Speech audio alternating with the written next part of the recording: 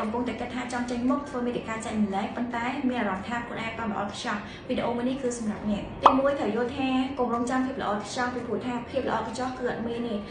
នៅពេលដែលយើងចាប់ផ្ដើមធ្វើអីមួយគឺយើងផ្ដោតទៅលើដំណើរការអភិវឌ្ឍវាបន្តិចម្ដងឲ្យវាកាន់តែប្រសើរ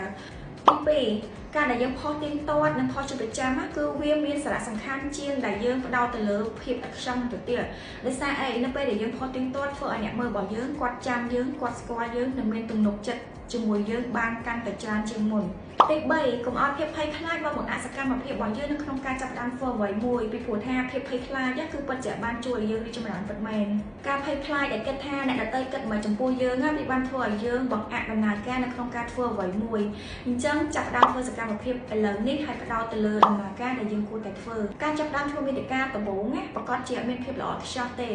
ហើយត្រូវទទួលស្គាល់ថាវាពិតជាមិនទាន់ល្អមែនប៉ុន្តែអ្វីដែលសំខាន់គឺត្រូវទទួលយកហើយរៀនអភិវឌ្ឍវាបន្តិចម្ដង